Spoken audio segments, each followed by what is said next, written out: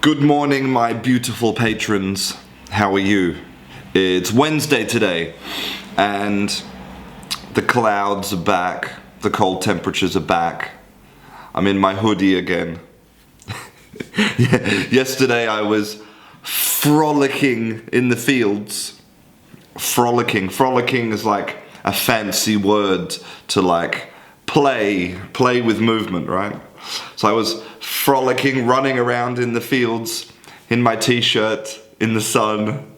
and today it's very cold. Wow. I hope you're all well. It's been a really busy week. I've been I don't know why, just so many things.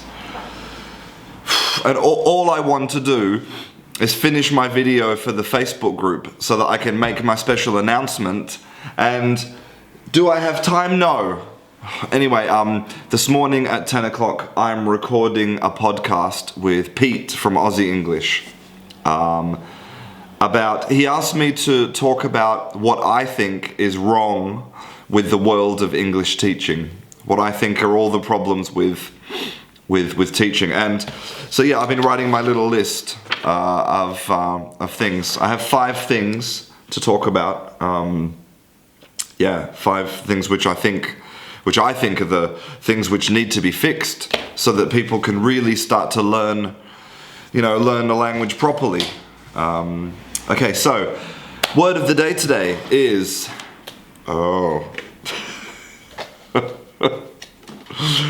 Okay, word of the day is menagerie. Okay, so that's a French word. Of course, just listen to the pronunciation. Menagerie. It's so French. It couldn't be any more French. And so a menagerie is a place where you keep lots of different animals, right? So maybe it's a place where you have pigs and chickens and cows together, right? And so the word has 2 meanings, right? The first one is a mix of different things. Just like with the animals, pigs and chickens and cows together, well, you could have a menagerie of papers. Like, on my desk I have a menagerie of papers, a big mix of papers. And also, a menagerie is very loud, it's very noisy. Because you have the pigs and the chickens, the cow. Imagine all of this sound, it's very noisy. So you could say, oh man, I went to the train station yesterday and it was a menagerie. Which means it was like really lots of people and noise and just like with the animals. I think it's a great word, it's a cool word. And so today I hope that you study a menagerie of English, a big mix of different things in English.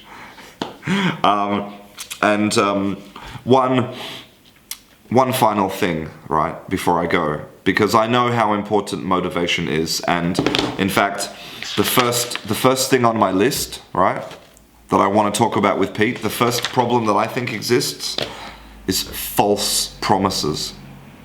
So that's people out there saying, you can learn a language in 30 days or 90 days or whatever, okay? It's not a thing which begins and ends. It's a commitment for life, right? But that's not easy. It's not easy to say to yourself, well, I'm going to learn English forever. It's not easy to say anything is forever. And also I'm going to talk about this in the podcast, but my sister is a fitness instructor, and I'm always surprised at the similarities between being healthy and learning a language. They have very similar requirements, similar demands, similar mentalities. Eating healthy for 30 days, like only drinking carrot juice for 30 days. Yeah, okay. Maybe you'll lose some weight, but it's temporary. It's not real weight loss. It's losing fluid. And can you drink carrot juice for the rest of your life? No. Other things like it's not exercise, healthy eating. It's the same thing. It's like you don't just run in summer, and then in winter you sit on the sofa and get really fat, and you know, it's like, no, it's like, if you want to live longer, if you want to be happy when you're an older person because you can still move and you can still play with your grandchildren and you don't have cholesterol and you know, if you want for your future self to be a good future self, you know, it's something you have to commit to every day. It's like just something you do. It's not a start and end. And English is the same.